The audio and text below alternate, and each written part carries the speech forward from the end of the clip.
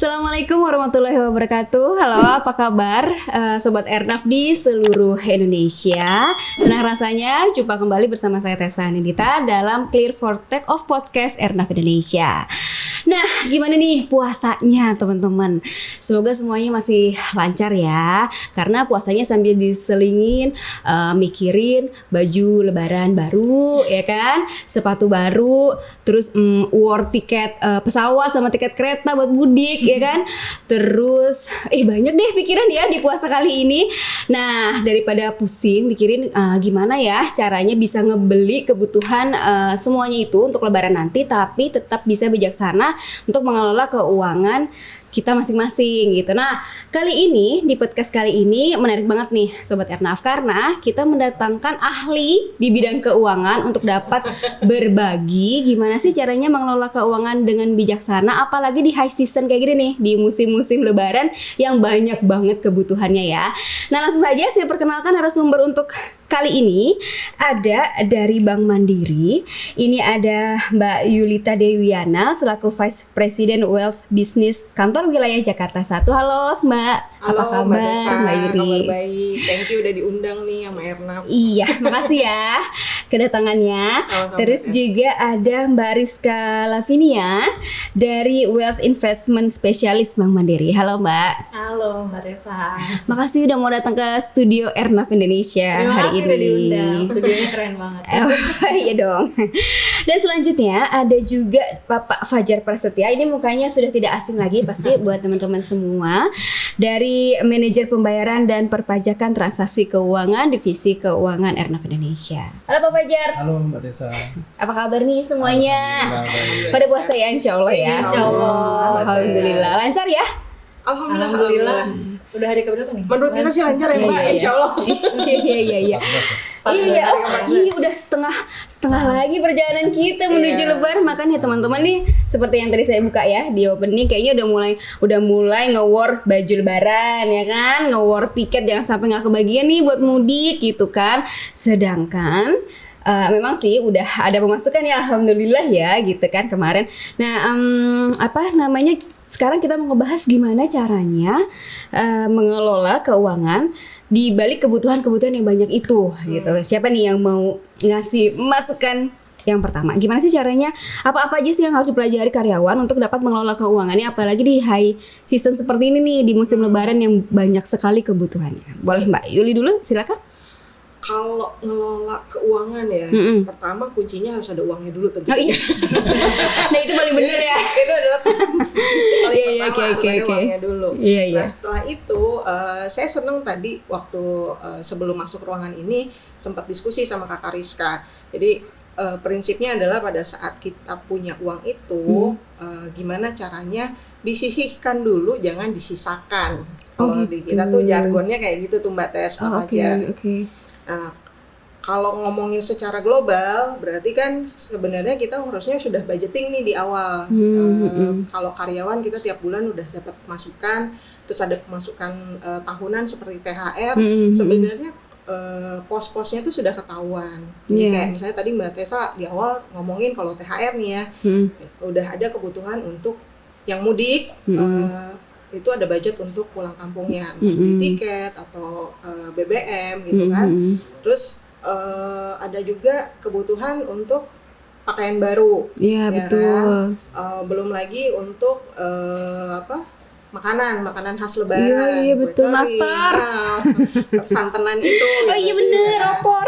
Belum lagi ada lagi untuk budgeting bagi-bagi angpau nih. Oh iya buat, juga ponakan gitu kan. Dan yang terakhir yang mungkin beberapa tahun lagi mulai happening ya, itu adalah budgeting buat Hampers. Iya, udah mana nggak murah lagi guys. Ini yang sebenarnya kadang-kadang kita suka kalau menurut saya itu bocor halus juga tuh Hampers. Kadang-kadang kan mungkin kita di awal sudah nentuin mau kasih ke siapa atau siapa, tapi dilalah di tengah jalan pas kejadian ada orang yang ya sebenarnya pengen ngasih aja, cuma kita karena nggak enak, aduh nih gue harus balas juga nih. Iya. Nah itu tuh udah mana ngasihnya mahal ya kan. Jadi kayak nggak dibalas gimana ikut curhat ya. Oke, terus jadi di awal tuh mungkin lebih ke budgetingnya sih Mbak. Tapi Ya itu tadi balik lagi gimana caranya supaya jangan disisihkan dulu, jangan sampai disisakan itu tadi sih Pak Fajar. Mungkin Kak Rizka ada ini nggak ada Gimana? Kalau aku sih mungkin tambahannya gini ya, Kak Yul. Jadi memang namanya kan THR, tunjangan hari raya. Mindset orang adalah kita habisin untuk hari raya. Ya itu saya tuh kayaknya. Gitu kan. Iya benar. Cuma memang berdasarkan data, emang orang Indonesia tuh cuma 6% yang mempergunakan THR itu untuk keperluan ya istilahnya masa depan, simpanan masa depan. Sisanya tuh ya udah emang beneran buat spending gitu. Nah, sebenarnya kan tujuannya nih kita ngobrol-ngobrol di sini kan supaya men-encourage sobat Ernaf juga kan, supaya bisa lebih bijak ngatur keuangan. Nah, tadi Kak Yulita bilang bahwa sisihkan bukan disisakan gitu. Jadi sisihkan untuk apa? Sisihkan untuk simpanan atau untuk tabungan gitu. Jadi untuk hal-hal yang sifatnya investasi ke depan. Nah, budgeting kira-kira maksudnya berapa besar nih yang mau disisihkan gitu. Nah, idealnya untuk untuk simpanan atau untuk tabungan atau untuk investasi itu kita bisa alokasikan 20% sampai dengan 30% dari THR yang kita terima. Wow, berat Idealnya. Aku masih ada 70% loh. Oke. Masih ada 70% buat dihabiskan gitu. Ya, terus kalau misalnya dari si 70% itu sebenarnya nih prioritas lagi kalau misalnya punya kewajiban atau punya hutang atau cicilan-cicilan yang bunganya tinggi sebenarnya karena itu ngeberatin bulanannya kita tuh dengan ngebayar cicilan yang bunganya tinggi. Jadi kalau misalnya ada rezeki memang sebaiknya pelan-pelan dilunasin gitu. Nah, sisanya tadi yang buat spending karena kan sebenarnya gini.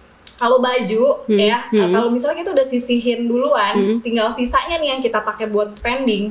Baju, hampers, jumlah angpau itu kan sebenarnya menyesuaikan kan. Kita tuh budgetnya tinggal segini. Berarti untuk hampers itu kan memang variatif banget ya, mulai dari harga di sini sampai ke sini gitu. Oke banget. Jadi kita tinggal pilih yang sesuai sama budget yang kita punya gitu. Jadi itu pentingnya kenapa kita harus sisihin duluan. Sisanya baru kita spending, bukan spending duluan, sisanya baru kita tabung gitu. Ini menarik nih ya, agak berat ya 20-30%. Tapi pertanyaan saya adalah tadi kan kalau misalnya memang kita ada cicilan yang memang berbunga tinggi, itu berarti diambil di luar 20-30% tadi. Betul. Berarti berkurang lagi dong. Aduh gimana nih baju lebaran. Maksudnya itu tadi kan kondisi ideal. Yang paling paham tentang keuangan kita tuh masing-masing dari kita sendiri. Kalau saya sih prinsipnya yang penting disiplin aja nih gitu. Terlepas dari harus besarannya berapa. Kalau misalnya kita tahun ini cuma bisa gua kuatnya cuma bisa nyisihin 10% dulu nih di awal. It's okay, nggak apa-apa. Cuma komit 10% ini jangan nanti pas di tanggal kembar dibocorin lagi, jangan gitu. Jadi kita komit 10% disisihin di awal, itu langsung disimpan diinvestasikan gitu loh. Entah di instrumen investasi instrumen investasi aja atau mau digendutin tabungan dana daruratnya silakan gitu. Tapi yang 90% tadi sudah komit tuh harus melunasi hutang konsumtif yang bunganya tinggi, terus kita juga ada zakat. Zakat tuh paling kalau Muslim saya rasa paling kecil ya, namanya 2,5%. Kalau Nasrani kan 10% per puluhan dan setiap bulan lah ya itu ya. Gitu. Jadi saya pikir udah untuk hutang konsumtif. Untuk zakat, sisanya yang tadi Mbak Rizka bilang. Gitu. Kalau misalnya tadi juga menarik tuh, yang mau saya tanyain ke Mbak Yuli, bocor halus nih, itu yang agak berat ya. Kalau saya bocornya agak gede soalnya. Boleh nggak sih kita tambal dari 20-30% itu? Maksudnya yang di dana yang persiapan, dana apa tadi? Yang dana yang di masa depan. Ya itu, Kalau terus tahu habis. Maksudnya gitu loh. Maksudnya kan kadang-kadang memang banyak hal-hal tidak terduga ya lebaran itu ya kan. Jadi kalau misalnya memang bukan diharuskan sih, emang pengen beli baju lebih bagus gitu. Boleh nggak sih ngambil dari 20-30% yang memang harus disisihkan itu gitu? Ya kalau dibilang boleh aja. Sebenarnya sih boleh aja. Tapi sebaiknya sebaiknya kita kan pengennya gini loh. kenapa sih orang melakukan atau merencanakan keuangan? Sebenarnya intinya itu kan, kenapa setiap orang merencanakan keuangan? Pengen setiap dari kita pengen mencapai sesuatu nih, tujuan keuangan kita apa gitu. Jadi balik lagi, sebelum kita, kalau saya pribadi sebelum saya spending, saya biasanya mikir, oke, saya mau tujuan keuangan saya tuh ada apa nih, ujungnya kan ada banyak nih. Saya mau capai yang mana dulu. Jadi itu biasanya yang salah satu yang memotivasi saya untuk komit untuk 20-30% tadi. Jadi kalau ditanya boleh nggak, ini kan kapan lagi nih buat hari raya gitu kan, lagi diskon lagi gitu kan. Ya boleh sih, boleh aja. Cuma sebenarnya ada harga yang harus kita bayar, di mana kita ibaratnya mengedepankan kesenangan kita dibandingkan dengan kita menunda kesenangan kita untuk tujuan finansial lebih baik gitu, Mbak Tess. Itu investasi. Itu investasi. Jadi mengorbankan kesenangan saat ini untuk mendapatkan tujuan yang lebih besar manfaatnya di masa yang akan datang. Keren sih. Oke. Mungkin Pak Fajar ada komentar atau mungkin ada pertanyaan atau jam terbangnya pasti lebih tinggi nih. Iya kan, maksudnya pengalaman, experience-nya lebih tinggi. Iya. Kita tuh semua 17 tahun Pak, cuma pengalamannya aja yang lebih. Iya benar. Gimana? Kalau dari Pak Fajar sendiri gimana? Ada masukan khusus atau mungkin ada mau ditanyakan? Silakan ya, loh. Kalau dari saya sih benar dari Bu Julia ya. Jadi kalau memang ada perencanaan atas keuangan itu ya harus ada uangnya dulu gitu. Memang kalau nggak ada uangnya gimana mau direncanakan? Iya. Nah, menurut saya lebih bijaksana aja lah, seperti yang Mbak Rizka juga bilang harus ada pos-posnya kan. Nah nanti bukan disisihkan, artinya disisihkan tuh kalau saya pribadi nggak hanya di THR aja sih, dari mulai gaji sampai dengan pokoknya kalau ada uang dari perusahaan pasti saya sisihkan untuk ke depan gitu. Jadi menurut saya lebih bijak aja untuk mengelola keuangan, apalagi kan sekarang momennya memang mendukung ya, ada hari raya segala macam. Pasti kalau yang udah punya anak pasti minta tuh mau nyenengin anak. Iya, betul. Ke mall gitu loh ya. Jadi ya sesuai dengan kemampuan kita aja. Betul. Yang jelas bisa ada yang disisihkan. Betul. Jadi jangan sampai nanti Euforia gitu Pak ya. Euforia ternyata malah ngegerus dari tabungan yang ada. Mantap Pak, mantap makan tabungan. Bukannya malah. Padahal sebenarnya kan kalau misalnya nyisihin ya, biasanya kalau untuk pengelolaan gaji tuh ya, biasa tuh minimum sebulan itu paling nggak harus bisa nyisihin 10%. Nah makanya tadi kenapa kalau alokasi THR itu 20-30% kan itu kayak uang ekstra ya. Oh iya betul. Jadi ada baiknya kita ekstra juga nabungnya gitu. Iya. Ya kalau tiap bulan 10% tambah THR 10% itu 20% lah minimal gitu ya. Oke. Ya intinya sih memang komitmen sih. Yang itu memang agak susah ya Pak ya. Kalau Pak Fajar kayaknya udah 50% sih ini. Udah ahli banget tapi kayaknya. Salah Mbak Tessa, sebenarnya gaji itu nggak pernah cukup ya Pak Fajar. Maksudnya berapapun yang kita terima, ini semua lebih ke habit sih Mbak Tess, lebih ke jadi bukan masalah kita punya uang berapa banyak, tapi lebih ke habit kita, psikologis kita, cara ngelola keuangan itu. Habit atau lifestyle? Mungkin lebih ke kalau kita punya gaji yang lebih, mungkin kita akan mencoba untuk yaudah deh berarti gue udah bisa nih naikin lifestyle gue gitu nggak sih? Mungkin juga karena teman-temannya akhirnya upgrading gitu-gitu itu apa ya namanya, kayak misalnya gini, buat beli beras deh misalnya, beras itu variasi harganya banyak kan, misalnya merek A, B, C, ada yang harga 5 kilo tuh ada 65.000, ada yang 80.000 ya, beras Jepang sekarang 95.000 ya. Iya, mahal ya. Sebenarnya kan itu pilihan kan, kita mau pakai beras yang mana gitu. Jadi ya maksudnya kalau uangnya ada 100.000, kita mungkin bisa beli beras yang 5 kilo harganya 95.000. Tapi kalau misalnya kayak uangnya 100.000 tapi harus beli A, B, C, D, ya mungkin kita harus downgrade kan. Ujung-ujungnya sama-sama beli beras tapi ya berasnya menyesuaikan gitu. Ya enggak, maksudnya kan tadi kan namanya apa ya, habit atau lifestyle tuh. Lebih ke ini ya, kalau habit itu kan kebiasaan. Kalau lifestyle itu sebenarnya nggak harus dijadikan habit, ya, tapi kitanya harus lebih mawas diri nih. Sayangnya gini, lifestyle itu kita ngeluarin uang untuk menyenangkan atau mendapat apresiasi dari orang, Iya. sebenarnya orang itu juga nggak kita suka-sukain amat gitu loh. Iya sih. Iya nggak sih? Iya kan? Iya. Kadang-kadang cuma pokoknya ya yang penting nih kudu riak deh. Yang penting dia kudu keki sama gue. Intinya kadang suka gitu kan. Ini suara hati banget sih, ya Allah Mbak Yuli ini.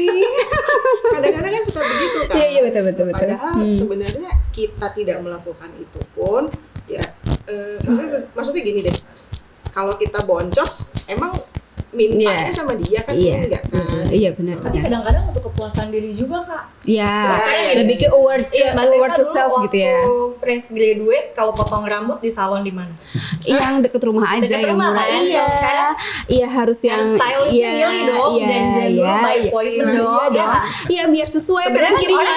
sebenarnya Iya, orang iya. tahu nggak Iya. kita appointment sama siapa gitu? Tahu kan? kalau Nggak, saya cuma di story IG tahu. cuma kan kadang-kadang untuk kepuasan Iya. diri Oh iya aja kalau ya. itunya iya. Tapi Termasuk sebenarnya juga. kalau misalnya disuruh kalau misalnya nih fungsinya untuk ngerapiin rambut, sebenarnya kan di salon nggak mesti yang di Iya. mall, nggak mesti sama hairstylist yang by appointment, itu kan sebenarnya juga bisa gitu kan. Jadi kan tinggal gimana budgetnya aja gitu kan. Alhamdulillah kan sekarang ada gitu Iya, budgetnya. Nggak, maksud saya sini adalah lifestyle itu kan lebih ke tadi benar juga ya katanya Mbak Yuli, kata Mariska, tapi lebih ke sekarang kan zamannya media sosial ya. Iya. Maksudnya emang orang berlomba-lomba untuk ria gitu kan. Iya nggak sih, apalagi ini musim lebaran ya kan. Maksudnya kayak ya gimana caranya kita bisa menunjukkan bahwa kita mungkin lebih atau apa gitu kan ya. Jadi yang ke situ tuh loh maksudnya, maksud saya gimana untuk caranya. Itu kan sekarang jadi kayak perhatian sosial juga ya. Maksudnya kadang-kadang kita memaksakan, akhirnya memilih untuk memaksakan hanya untuk terlihat baik di media sosial. Kalau menurut Mbak Yuli atau Mbak Rizka itu bagaimana? Apalagi sekarang nih mumpung ada uang banyak nih gitu kan di di rekening gitu kan. Gue beli aja lah biar gue foto-foto bisa update story gitu. Kayak gitu loh. Lebih ke situ sih maksud aku. Iya nggak sih? Maksudnya itu agak bukan tricky ya, tapi lebih kejebakan zaman sekarang nggak sih gitu. Kayak kita dituntut untuk paling keren gitu di media sosial ya nggak sih? Ya hanya untuk apa ya tadi ya ujung-ujungnya ria, ya Allah puasa-puasa ngomong ria. Ya sebenarnya kalau kayak gitu ya ajaran hidup terkait sama pengendalian diri itu tuh sebenarnya bisa diterapkan di semua aspek termasuk ke pengelolaan keuangan, pengendalian diri. Jadi maksudnya kayak pengendalian diri untuk nggak spending lebih dari budget, Iya, betul. misal gitu kan.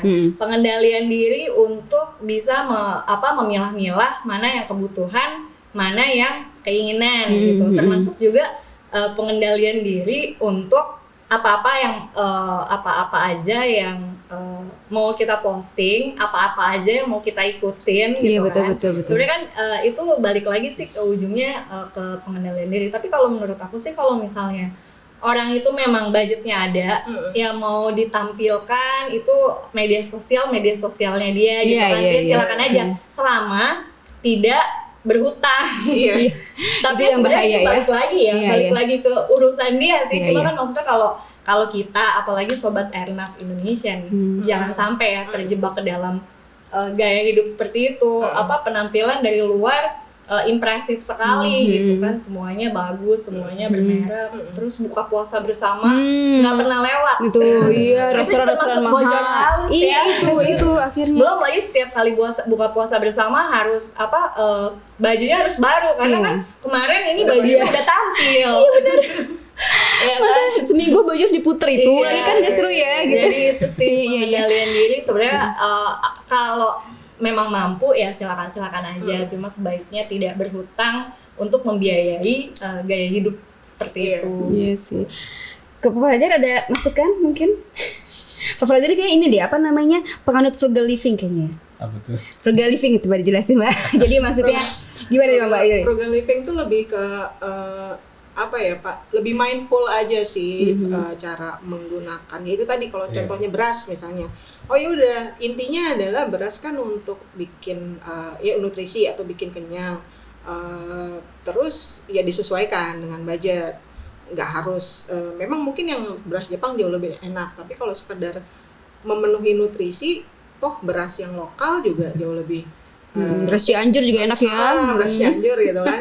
Jadi intinya adalah bagaimana cara ya lebih mindful Pak, terus tidak expense berlebih ya. Lebih gampang mungkin hemat kali ya, frugal itu hemat. Iya ya. Ya, Sesuai ya, mirip-mirip, sesuai yang dibutuhkan mirip. aja Iya. gitu ya. Hemat. Tapi bukan pelit ya. Iris Iya, tidak iya, sama kebutuhan. dengan pelit. Iya, Iya, benar-benar. Ada komentar Bapak soal Iya, frugal itu? Kalau saya sih lebih yang tadi itu ya, lebih terencana lah ya. Udah bulan-bulannya udah ada pos-posnya masing-masing. Kebetulan alhamdulillah saya nggak free dari pinjaman gitu, jadi lebih banyak yang bisa ke. Nah cuma kalau saya wanti-wanti ya, kalau online tuh kan belanja online kan gampang banget tuh, itulah yang perlu dikendalikan. Banyak diskon lagi Pak. Iya. Debt free loh Pak Fajar. Kenapa? Debt free, bebas hutang. Iya, luar biasa. Nanti abis ini dibagi tipsnya ya Pak ya. Nah, tadi kan terus ngomongin kata Mbak Rizka soal akhirnya mungkin banyak teman-teman di sana mau memenuhi ekspektasi lifestyle-nya. Akhirnya dia memutuskan untuk melakukan peminjaman online lah yang sekarang sangat mudah sekali gitu, tanpa memikirkan bunganya apa dan segala macam di belakangnya nanti yang akan menghantuinya selama berbulan-bulan ke depan. Gimana nih? Ada masukan apa? Kalau dari saya ini gini, kondisi keuangan setiap orang berbeda-beda. Saya ngelihatnya gini, untuk pinjaman online ini, kalau memang pinjaman online-nya untuk kebutuhan konsumtif atau memang harus untuk memenuhi hidup ya, saya mikirnya teman-teman open deh sama siapa ya. Ini harus terbuka nih, terutama kalau misalnya Sobat Ernaf di Sobat Ernaf Indonesia ya, diskusi nih sama minimal satu layer di atasnya, bahwa ada kondisi keuangan seperti ini. Bukan berarti minjemin ya, tapi paling enggak biasanya setiap perusahaan juga punya solusi, entah itu dari koperasinya kah, atau misalnya nanti maksudnya diperkecil cari solusi shifting pinjaman. Oke. Dari pinjol itu kan rata-rata mungkin setahun bunganya 20-25%. Wow. Iya. Besar ya. Besar Pak. Besar. Sebenarnya yang dibolehkan sama pemerintah, maksudnya yang awamnya itu harus berapa sih? Yang legal? 2% sebulan ya masih masih ada.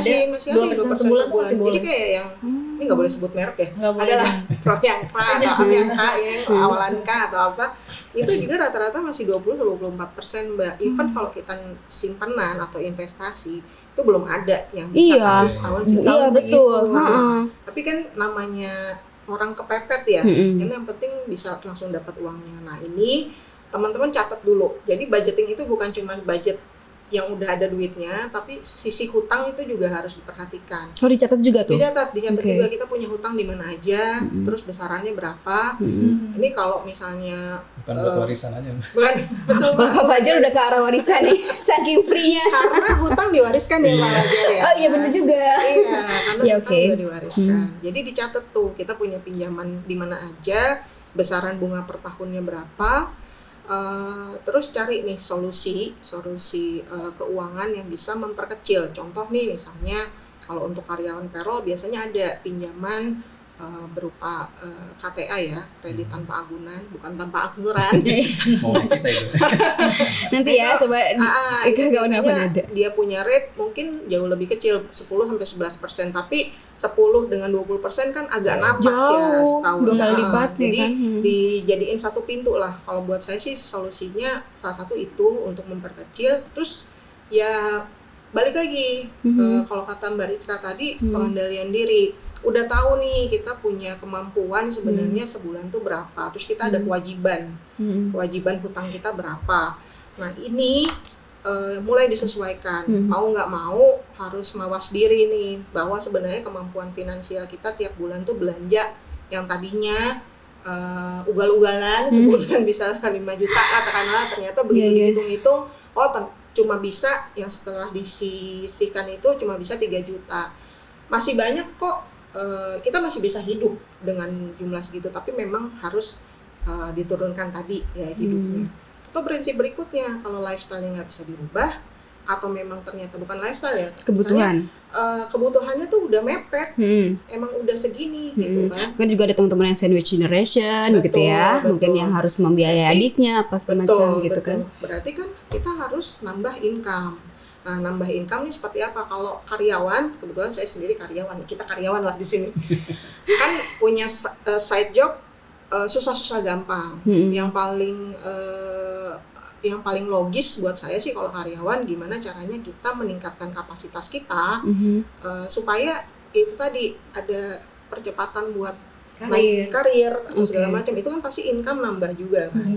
Gitu. Jadi banyak jalan, banyak cara, tapi nggak harus selalu berakhir ke si pinjol atau pinjaman-pinjaman berbunga yang sangat menyesatkan itu ya. Betul. Oke, Mbak Rizka ada yang mau ditambahkan? Apa ya? Lengkap banget tadi. Mungkin kalau saya pribadi ya terkait sama pinjaman yang memang mengendalikan dirinya kita, namanya kepepet kan. Pasti ini juga pasti ya cari juga gitu. Cuma mungkin lebih diutamakan kalau pinjaman itu, kalau saya pribadi ya lebih memilih ke bank sih dibandingkan ke pinjaman online. Karena kan satu lebih legal, terus ya dari sisi bunga harusnya juga di bawah pinjaman online itu gitu. Terus yang ketiga, hubungan antara saya sebagai debiturnya ya sama yang minjemin uang itu kan benar-benar ya hubungan antara saya dan banknya aja gitu kan. Tapi kalau kayak pinjaman online itu udah mah bunganya tinggi, kayaknya sekali 2 kali bayar telat bayar, saya nggak tahu sih berapa kali telat bayar, tapi kayak dia itu bisa mengakses kontak, iya kan. Jadi kayak bisa aja loh kita terima message dari pinjaman online bahwa salah satu teman kita kenalan yang bahkan nggak deket gitu kan. Ya itu kan pencemaran nama baik ya, lebih ke situ ya. Akhirnya pembunuhan karakter kayak gitu ya. Kan kasihan sebenarnya kan. Jadi semua orang tahu dia punya hutang gitu. Jadi kalau menurut saya, kalau misalnya pun kepepet, ya pinjemnya ke lembaga-lembaga yang lebih resmi seperti perbankan lah, jangan kayak pinjaman online gitu. Ini menarik ya, Pak. Maksudnya pinjaman perbankan gitu kan. Mungkin beberapa teman-teman termasuk juga saya, kartu kredit itu juga menggiurkan ya. Maksudnya ya karena memang lebih mungkin bagi kita karyawan-karyawan yang memang punya penghasilan tetap akan lebih mudah untuk menggunakan kartu kredit atau mendapatkan kartu kredit dari segala macam bank gitu kan. Yang akhirnya menjerumuskan kita punya beberapa kartu kredit nih. Nah, itu kan juga sebenarnya bahaya ya gitu. Ada masukan nggak? Yang biasanya nih kepake nih kalau lebaran-lebaran gini semuanya digesek nih, gimana? Ya? Nah itu tadi kalau saya pribadi menggunakan kartu kredit itu, karena kalau kartu kredit itu kalau untuk urusan kredit perbankan kayaknya dia yang paling tinggi ya. Iya. 20%-an. Sekitar segitu. Ya, tapi kan memang kadang-kadang juga, suka kasih promo misalnya bunga rendah gitu. Tapi kalau saya pribadi biasanya gini, balik lagi ke budget, saya spending untuk hal-hal yang memang sudah saya budgetkan gitu, biasanya itu. Terus kan tadi disiplin, pengendalian diri, pokoknya strict sama budget. Dan kalau kartu kredit biasa saya pakai buat apa sih? Justru saya pakai itu untuk benefit buat saya. Saya bayar kalau makan, bayar pakai kartu kredit ternyata diskon 20% misalnya. Jadi uangnya saya simpan untuk bayar full payment pada saat tagihan nanti datang gitu. Misalnya kayak gitu. Jadi lebih kan ke pemanfaatannya ya, benefitnya. Terus kayak misalnya ada keperluan, misal handphone rusak harus ganti gitu kan. 0%. Iya, cicilan 0%, tapi sebenarnya saya punya uang nih. Saya punya uang. Ada cicilan 0%, pakai aja uangnya.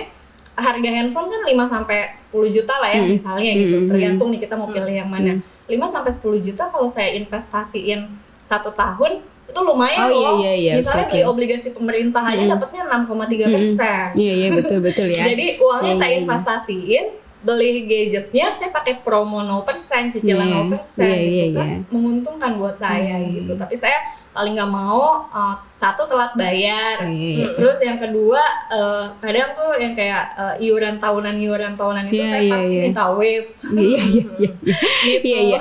Berarti pinter-pinter ngakalinnya aja lah ya. Boleh, nggak masalah gitu ya punya kartu kredit. Cuman maksudnya harus bisa tertib, disiplin tadi dan Iya. gimana cara memanfaatkannya biar maksimal seperti Iya. itu ya. Dan cicilan juga cicilan bulanan nih, meskipun kayak kita punya cicilan gadget gitu, diusahakan nggak lebih dari 30% income kita setiap bulan. Oh gitu ya. Rumusnya Iya. gitu ya. Iya. Biar nggak, kalau pakai ikat pinggang terlalu ketat kan. Iya, ngap ya. Oke, Pak Fajar kayaknya ada yang mau disampaikan nih. Iya, kan dari tadi kita menahan pengeluaran, terus uang ada yang disisihkan. Nah setelah disisihkan nih, betternya kita investasi kemana nih? Kan pasti dari tim Wealth nih punya gambaran gitu. Kan sekarang banyak lah model investasi dari obligasi yang yieldnya besar atau tinggi, juga ada yang dari syariah seperti apa. Kan banyak macamnya nih, tinggal kita yang milih. Mungkin arahan dari masukan dari Bu Yulia dan Mbak Rizana Mulia gini seperti apa? Oke, aku dulu ya Kak. Ya. Jadi kalau saya Pak Fajar prinsipnya adalah sebelum kita memilih kendaraan atau instrumen investasinya, kita harus tahu dulu nih tujuan kita berinvestasi untuk apa. Gitu. Jadi contoh kalau kita kayak mau pergi ke Bandung tuh sekarang jalannya macam-macam, mau pakai bus, mau pakai kendaraan pribadi, mau pakai kereta dari Gambir ke Bandung gitu kan, atau mau lewat jalur puncak, tergantung. Atau mau pakai motor. Pakai motor ya bisa. Iya, iya. Ada yang pakai Touring. sepeda. Iya kan? Sepeda. Ada juga. Jadi tujuannya dulu Pak. Tujuannya untuk apa? Jangka waktu berapa lama? Itu matters sekali kalau buat saya. Nanti setelah itu baru dicocokin sama risk profile saya Pak. Apakah saya tipikal yang konservatif atau agresif? Contoh nih, saya bisa aja nekat ke Bandung, saya pakai yang WUS, yang jalur cepat nih misalnya. Terus atau misalnya oke lah buat sekolah, bayar sekolah si kakak nih 2 tahun lagi. Tapi saya udah punya informasi atau punya pengetahuan bahwa harga di market tuh kondisi begini. Saya berani nih masukin, udahlah aku chip in aja, beli emiten saham atau masukin ke reksadana saham. Itu kan beresiko tinggi kan Iya, sebenarnya, betul. Pak. Tapi ada juga kayak contoh kalau di rumah tuh suami saya, kalau buat dia tuh obligasi negara aja udah paling ekstrim buat dia kan. Oh wow. Karena Iya, dia iya. profilnya bukan agresif, Oke. Jadi dia selalu pilih instrumen yang Aman. aman-aman aja. Gitu. Jadi kuncinya adalah pertama tujuannya dulu, terus jangka waktunya berapa lama, baru kita milih kendaraannya Pak. Gitu. Yang disesuaikan dengan profil resikonya kita. Jadi kalau ngomongin market ini kan ya kita nggak tahu nih ke depannya seperti apa. Yang kita tahu cuma historinya aja. Betul. Ini kalau kayak begini nih forecastnya biasanya saham turun atau obligasi naik. Lalu yang berikutnya adalah saya selalu menerapkan prinsip barbell. Dalam artian antara yang investasi ke instrumen yang jangka panjang atau yang resiko tinggi, saya ini juga Pak, imbangi juga dengan instrumen investasi yang konservatif. Jadi kalau buat saya konservatif itu mungkin reksadana pasar uang, money market atau obligasi pemerintah. Yang agresif saya bisa langsung beli saham Bank Mandiri misalnya, atau misalnya masuk ke reksadana saham. Ini saya wajib punya dua-duanya. Jadi ada penyeimbangnya kalau terjadi resiko atau terjadi market lagi volatilitas tinggi. Gitu. Kalau ditanya produk mana yang bagus, semua produk saya rasa bagus, tapi balik lagi tadi Pak Fajar, kita mau tujuannya buat apa, jangka waktu berapa lama, profil resiko seperti apa, sama konsep barbell. Kalau di aku gitu. Mungkin Kak Karista ini dia jauh lebih agresif soalnya profilnya. Atau mungkin tadi pertanyaannya Pak Fajar belum terjawab, kalau konsep syariah sendiri gitu? Oh, konsep syariah itu kan berarti menempatkan uangnya kita di instrumen-instrumen yang berbasis syariah. Banyak ya sebenarnya di Indonesia, apalagi kayak pemerintah juga sekarang udah akomodir dan mau memajukan juga ya industri Islamic finance gitu. Kayak contohnya kayak sekarang pemerintah tuh lagi ada penawaran namanya sukuk retail. Jadi itu surat utang sebenarnya. Jadi pemerintah istilahnya butuh duit, butuh uang buat biayain APBN gitu. Sumber pendapatan pemerintah dari mana sih? Kan pajak, tapi pajak nggak cukup, makanya sisanya didapat dari mana? Sisanya didapetin dari ngutang, dari terbitin surat hutang gitu. Nah, ini yang lagi ditawarkan sekarang, kebetulan surat hutang dia berbasis syariah gitu. Nah, bedanya sama konvensional, mungkin kalau untuk yang syariah ini ada akadnya, jadi akad sewa menyewa, terus ada ini tuh digunakan untuk karena dia sewa, berarti kan ada asetnya kan, aset yang dijadikan sebagai jaminan dari proyek tersebut gitu. Jadi ini ada penawaran sukuk retail salah satu contohnya. Tenornya tuh 3 tahun sama 5 tahun. Yang untuk 3 tahun cukup menarik sih sebenarnya karena kuponnya tuh 6,3% imbalannya. Kalau syariah bilangnya imbalan. Kalau deposito kan bilangnya bunga, kalau obligasi bilangnya kupon, kalau untuk sukuk bilangnya imbalan.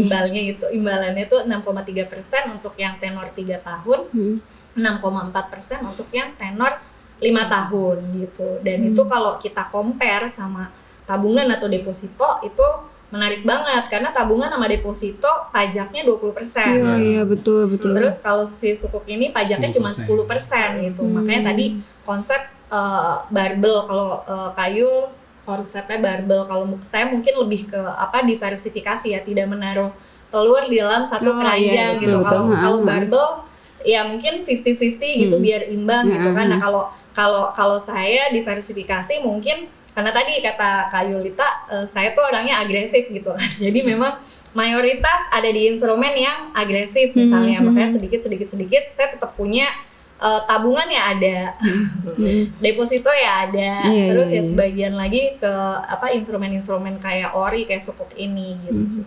Cuma nambahin kali ya, sukuk retail ini kan tadi surat hutang. Ini biasanya yang saya suka encourage sama teman-teman juga nih Pak Fajar, Mbak Tes. Kan kadang kita kalau dihutangin orang susah nagihnya ya, kitanya sungkan, atau bahkan yang dihutangin jauh lebih galak gitu kan. Makanya saya suka bilang, lu daripada ngutangin ke orang, lebih baik ngutangin negara, pasti dibalikin sambil membangun negeri ya. Iya, betul. Gitu. Karena ada undang-undangnya, jadi wajib dibayar. Nggak mungkin nggak dibayar gitu lah ya. Oke. Jadi kalau ada yang nagih, minjem duit, aduh udah dihutangin negara nih gue. Iya. Sampai jatuh tempo. Betul. Iya, betul. Terus kuponnya kan nggak berubah-berubah ya Pak Fajar, sampai jatuh tempo. Tahun ini katanya mau turun suku bunga acuan. Jadi ya kebayang kan sekarang suku bunga acuan 6%, tapi deposito tuh paling di bawah 3%. Iya, 2,25. Bayangkan nanti kalau misalnya suku bunga turun. Tambah turun lagi dong. Tambah turun lagi. Ya oke. Jadi makanya kalau investasi atau taruh uangnya di sukuk lebih 3 tahun ya itu kan ngikat stabil ya? Iya, ngikat sampai jatuh tempo dia 6,3 gitu. Jadi menarik. Tinggi bunga itu. Wah, betul Bapak kayaknya udah langganan. Betul Pak, betul. Oke. Nah, ini kan sebenarnya kalau instrumen investasi sekarang udah banyak banget ya, udah wide banget, banyak banget aplikasi juga yang menyediakan lah, gampang lah sekarang teman-teman tuh kalau mau investasi ya sebenarnya ya. Jadi nggak usah taruh di bawah bantal lagi, udah taruh di beberapa instrumen itu bisa berbuah hasil yang lumayan sebenarnya. Tapi saya mau nanya, ada nggak sih investasi yang perlu kita pelajari dengan lebih seksama atau lebih butuh banyak penelaahan kayak misalnya kripto itu sebenarnya gimana sih? Atau teman-temannya itulah. Iya. Sebenarnya kalau kripto, Bitcoin gitu ya. Gini Mbak Tes, yang namanya investasi, produknya apapun, sebenarnya kita perlu yang namanya mengetahui tentang ini uang kita mau disimpan kemana nih. Oke. Nah, kalau kata opanya kita, Opa Warren, kamu jangan investasi ke tempat yang kamu nggak ngerti. Apapun bentuk investasinya. Gitu. Investasi kan ada yang berupa kayak bisnis aja investasi ya, yang akhirnya terjerumus investasi bodong itu ya. Oke. Jadi intinya adalah ketika kita mau menginvestasikan uang kita paham nih ini uang mau ditaruh di mana, mau dibeliin apa, mau disimpan apa gitu. Jangan cuma gara-gara FOMO aja nih, wah Bitcoin kemarin kan Bitcoin naik lagi tuh. Terus saya yakin kayaknya udah berapa yang FOMO juga, walaupun setahun terakhir kemarin mereka sempat nangis-nangis ya turun ada berapa. Saya pribadi bukan karena saya belum belajar atau belum cari tahu tentang Bitcoin, makanya saya belum terlalu tertarik tuh untuk chip in ke sana. Karena yang pasti-pasti aja. Nah kebetulan juga karena ini pengalaman pribadi ya Mbak Tes, Pak Fajar, karena saya karyawan. Salah satu kunci untuk investasi itu adalah kita tahu beritanya paling dulu, tahu beritanya paling duluan itu adalah kunci sebenarnya ya. Saya sebagai karyawan terus terang nggak punya kapasitas itu. Kenapa? Makanya saya titipin nih uang saya, investasi saya ke si manajer investasi. Mungkin saya bayar sedikit lebih mahal ya, dalam artian kan belinya dalam bentuk reksadana yang dikelola manajer investasi. Tapi mereka ini tiap hari kerjaannya memang ngulik itu gitu. Betul. Mereka tahu informasi duluan. Jadi investasi itu kunci yang paling aman tuh sebenarnya tahu informasinya terlebih dahulu dibandingkan market sebenarnya. Itu salah satu kuncinya ya. Makanya saya menggunakan tangannya manajer investasi untuk bisa mengelola uang saya ini. Ya udahlah, saya cuma tinggal tiap bulan invest berapa, nanti tinggal dikelola nih manajer investasi. Tinggal milih lah, kan di aplikasi-aplikasi udah banyak ya. Bahkan di tempat kita di Livin investasi juga sudah banyak. Nah kalau Mbak Rizka mungkin jauh lebih ini karena dia tiap hari juga milihin gitu. Salah satu tugas ya.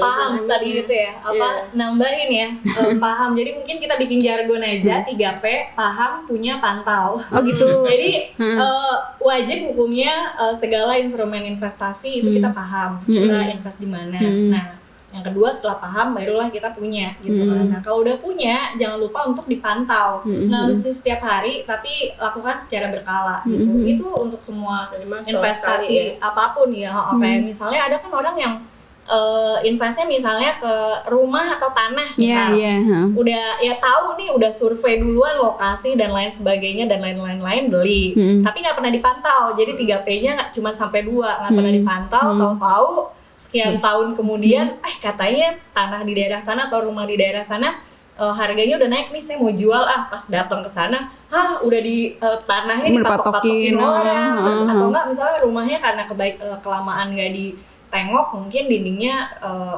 retak-retak, bocor, jadi ada biaya lagi gitu kan untuk memperbaiki. Jadi 3P, paham, punya, pantau gitu. Terus ya kalau terkait sama investasi ke kripto atau ke ya instrumen-instrumen kayak anak Gen Z tuh biasanya udah nggak tertarik tuh sama yang namanya suku gitu kan, lebih tertarik ke kripto lah, yang NFT lah gitu. Sah-sah aja kalau misalnya mereka mau coba invest ke sana, tapi yang penting adalah paham gitu. Jangan jangan menginvestasikan sesuatu berdasarkan teman saya cuan misalnya gitu kan. Jadi nggak dapet tuh ininya cuma karena ikut-ikutan padahal sebenarnya nggak tahu gitu. Jadi nggak apa-apa, karena kalau kayak sekarang tuh kayak untuk investasi di cryptocurrency itu kan melalui aplikasi juga melalui aplikasi dan bisa dalam nominal yang murah, terjangkau banget gitu. Jadi kayak anak-anak Gen Z itu top up dari dompet elektronik itu tinggal top upin ke sana e-wallet, terus nanti ditukerin ke US dollar atau itu terus nanti dibeliin cryptocurrency-nya, mau Bitcoin, mau banyak banget gitu. Nggak apa-apa asal paham gitu. Iya betul sih. 3P, paham, punya, pantau ya. Buat teman-teman jangan utang kalau investasi. Itu tuh Mbak. Iya betul. Karena kenapa Mbak? Kenapa investasi nggak boleh utang? Ayo kenapa Mbak? Dari cost-nya aja udah ketahuan kan Mbak. Bunga pinjaman itu biasanya lebih tinggi. Itu udah pasti ya. Udah pasti. Terus kan kita juga lebih nggak pasti juga ya. Maksudnya gini, kita pada saat invest market di depan kita nggak tahu nih juntrungannya kemana gitu kan. Sementara nih bunga pinjaman udah ketahuan ini akan segini, harus selalu dipenuhi kewajibannya kan tiap bulan berapa. Jadi investasi ya emang udah pakai uang yang dari awal kita sisihkan, dan uang dingin ya, bukan uang dapur, bukan hutang. Dari uang THR disisihkan 30% tadi ya Mbak ya, boleh ya buat investasi ya. Aku mau nambahin juga sih, mungkin kalau terkait sama investasi ya tadi terkait 3P, paham, punya, pantau. Mungkin Sobat Airnav Indonesia juga harus paham bahwa di investasi itu ada hukum namanya high risk, high return. Segala sesuatu yang kita tempatkan dengan potensi hasil yang tinggi, pasti resikonya juga tinggi. Jadi nggak ada tuh yang namanya investasi dengan hasil tinggi tapi risikonya rendah gitu. Jadi waspadalah apabila ada penawaran dari lembaga-lembaga atau perusahaan-perusahaan investasi yang bilang ini hasilnya tinggi gitu, risikonya kecil gitu. Itu nggak ada investasi kayak gitu. High risk, high return itu udah pasti. Nah ya, high risk, high return Jadi juga. waspadalah. Kayak gini kali ya, if it's good to be true so it's not true ya. Iya. Nah itu bisa cek sebenarnya. Jadi mungkin ada websitenya OJK itu Satgas Waspada Investasi ya. Jadi kalau misalnya memang ada penawaran-penawaran yang mencurigakan, returnnya tinggi tapi risikonya rendah, boleh dicek dulu aja itu perusahaannya masuk ke dalam perusahaan-perusahaan yang dilarang sama OJK. otoritas atau enggak gitu. Itu bisa dicek di websitenya Satgas Waspada Investasi. Bisa dicatat ya teman-teman ya. Ini lengkap banget ya pembicaraan kita pagi ini, menarik sekali loh. Ya ampun, saya punya banyak insight untuk THR saya. Nah ini nih udah saya akhirnya mau merangkum aja nih. Akhirnya kan tadi ujung-ujungnya adalah bagaimana mengalokasikan THR agar bisa lebih bijaksana dan sesuai dengan kebutuhan serta fungsinya gitu kan ya. Nah, coba kalau misalnya bisa dirangkum, jadi tips dan triknya tuh apa sih sebenarnya untuk mengelola keuangan di saat-saat lebaran seperti ini? Aku dulu ya. Kalau aku tadi udah pasti hukumnya sisihkan, bukan sisakan. Terus pengendalian diri, dan yang ketiga adalah disiplin. Buat aku sih itu tipsnya. Pengendalian diri terhadap kebutuhan sama keinginan dan disiplin untuk menjalankan sesuai dengan budget. Iya betul. Ayo. Pengendalian diri itu bukan, jadi puasa tidak hanya mengendalikan diri dari lapar dan haus, tapi juga belanja ya. Ayo, kalau untuk Mbak Yuri gimana? Aku nambahinnya tadi sebenarnya udah disebutkan tipis juga sama Mbak Rizka ya. Yang penting kita tahu dulu nih, kita budgeting dulu. Budgeting itu melengkapi 3 yang sudah Mbak Rizka sebutkan, sama kalau boleh pakai istilahnya Pak Fajar, jangan sampai deh besar pasak daripada tiang. Memang sih, apalagi nih ya sekarang, tadi sempat ngobrol juga sama Mbak Tessa, ini mepet nih, minggu lalu udah terima THR, hari ini gajian gitu kan, ini bulan depan masih panjang nih. Hari depan Kita mesti bertahan hidup, harus bertahan hidup gimana itu nih? benar-benar harus bagi-bagi. Seperti kata Mbak Yuri tadi bilang ya, harus dicatat ya, termasuk hutang konsumtif itu semuanya harus dicatat, jadi bisa dihitung dengan presisi ya. Betul. Oke. Pak Fajar, ada tips dan trik biar bisa aman dan nyaman? Ya tipsnya tadi itu benar, pengendalian. Ya yang jelas kalau sudah disisihkan, carilah tempat investasi yang memang yieldnya tinggi. Tadi kan Zoe bilang high risk, high return. Jadi hati-hati dalam memilih investasi yang akan diambil. Itu aja sih. Jadi mungkin kalau memang tadi sudah disisihkan, udah langsung di lock aja di instrumen investasi gitu kali ya? Bisa juga nggak sih? Enggak juga, jangan. Kalau kita sih sarannya gitu sih Mbak Tes. Jadi sesuaikan aja dulu, kan nggak semua orang bisa langsung di 30%.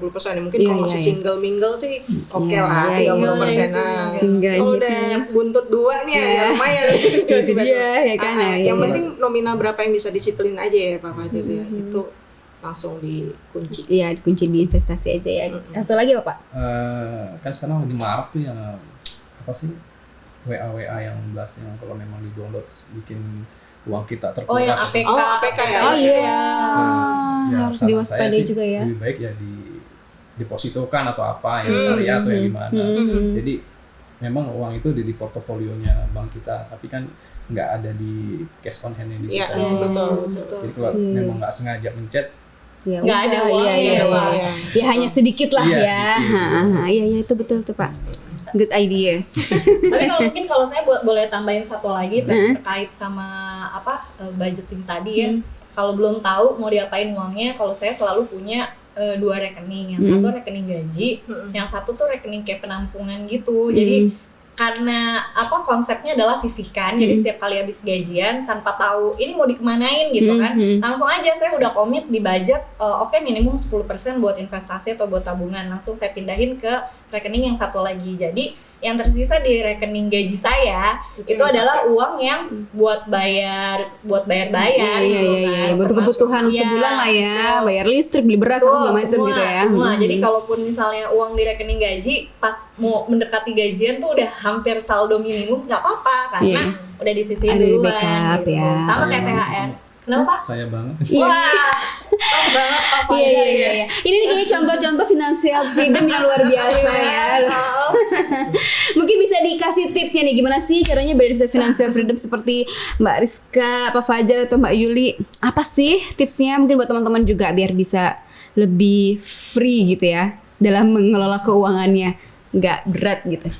Gimana Pak? Banyak sedekahnya. Oh, ih, bener. puasa-puasa gini lagi Pak ya, bulan Iya, Ramadan. Iya benar. Banyak sedekah. Iya. Ada lagi Pak? Ya itu benar sih kalau banyak sedekah sih, Mbak. Jadi Kayak Lancar ya Pak. insya ada Allah aja lah ya rezeki ya. yang tidak diduga-duga. Oke, luar biasa. Mbak Rizka mungkin ada tips and trick untuk financial freedom nih buat teman-teman milenial, teman-teman Gen Z yang punya banyak aplikasi. Iya, Online. benar, banyak aplikasi online. Ya mungkin saya juga mungkin dulu termasuk orang yang setiap bulan harus bayar cicilan gitu kan. Cuma mungkin ada satu masa di mana saya terpaksa. Jadi kayak saya terpaksa harus pakai semua tabungan saya untuk lunasin hutang gitu. Tapi akhirnya setelah itu selesai, maksudnya setelah saya nggak punya cicilan hutang dan lain sebagainya, ternyata malah yang bisa saya sisihkan itu lebih banyak gitu. Jadi memang makanya saya selalu titip pesan gitu buat semua orang yang saya kenal, kalau punya rezeki sebisa mungkin cicilan-cicilan terutama yang bunganya gede itu ditutupin gitu supaya per bulannya tuh hidupnya lebih sehat, lebih ringan gitu. Iya, betul. Gitu sih. Iya Jadi sih, benar tadi juga. semua konsep-konsep sisihkan, sisakan itu gampang ngomongnya, tapi sebenarnya pas awal-awal saya melakukan itu juga kayaknya berat sih. Kayak mau sisihin takutnya cukup nggak sih Kak? Gitu kan. Iya, benar-benar. Aduh nanti kalau sisihin segini bisa ngomong nggak sih gitu Iya, kan. iya, Tapi iya. ternyata kalau dimulai dari minimum 10%, ternyata nggak berubah nih, masih hidup nih, masih nyaman kok gitu masih ya. selamat aja nih saya nih gitu kan. Iya. Tambah gitu kan. Itu nagih ya itu juga ya. Lagi, karena kalau misalnya ketika saya nggak punya cicilan, kan tadi minimum 10% buat invest.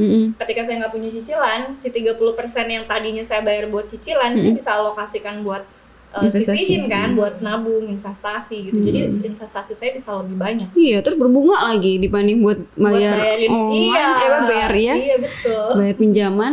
Mbak Yuli silakan. Kalau aku ini berdasarkan pengalaman pribadi kali ya. Kita semua di sini berdasarkan pengalaman pribadi kok. Jadi dulu saya pernah kena hit banget itu lagi ngobrol sama atasan saya namanya Bu Beka. Ibu tuh bilang sama saya, cara biar insaf nih kata dia. Sebenarnya kamu bisa lihat deh kata dari laporan SPT. Laporan SPT kita itu kan pendapatan kita setahun kan. Coba deh kalau teman-teman lihat di situ SPT ternyata dalam setahun tuh kita bisa menghasilkan sejumlah itu gitu kan. Nah itu dibalik lagi, jadi ini uang dipakai buat apa aja nih kok sampai di tabungan kita tuh nggak ada. Sama kayak Mbak Rizka, saya juga dulu yang namanya pegawai ya, zaman muda masih adalah kebendaan duniawi itu yang selalu pengen aku Karena zaman penuhi. dulu juga kayaknya ngobrol-ngobrol kayak gini tuh susah ya Kak. Iya. Orang lebih tertutup untuk keuangannya ya. Bagi-bagi informasi atau Dan zaman dulu orang mau investasi lebih mahal. lebih mahal. Iya, kan? lebih mahal. Nggak segampang Kalau sekarang. 10.000 udah Iya, bisa. iya betul. Itu satu, saya harus lihat dari apa yang mensadarkan saya adalah si SPT itu tadi. Terus bener deh yang tadi Mbak Rizka bilang, selesaiin hutang dulu, apapun itu untuk hutang konsumtif kita. Udah nggak usah gaya-gayaan dulu lah.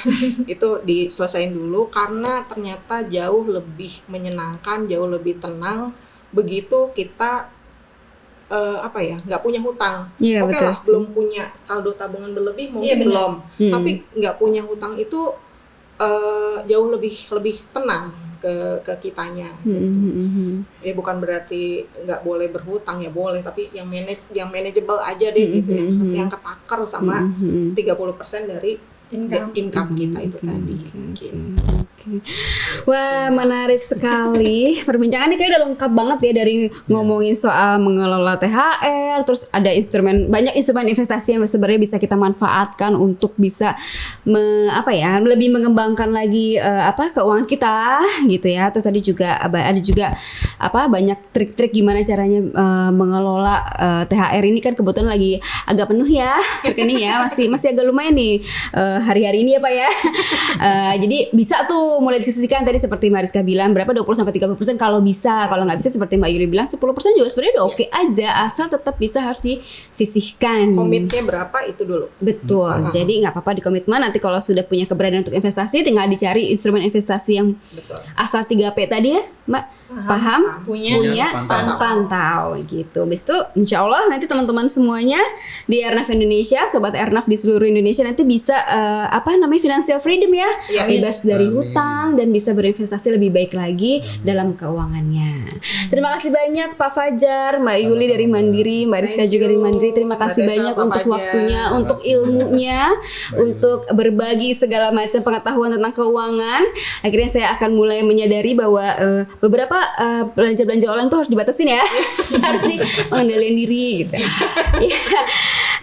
Saya rasa ini sudah lengkap ya paketnya yang sudah kita komunikasikan pada hari ini, dan semoga bisa membawa banyak manfaat untuk teman-teman semua Sobat Airnav Indonesia di seluruh Indonesia. Nanti kita akan jumpa lagi di podcast Clear for Tech of Airnav Indonesia dalam tema menarik lainnya. Sampai jumpa lagi di lain waktu. Akhir kata, wassalamualaikum warahmatullahi wabarakatuh. Waalaikumsalam warahmatullahi wabarakatuh. Thank you Sobat Airnav.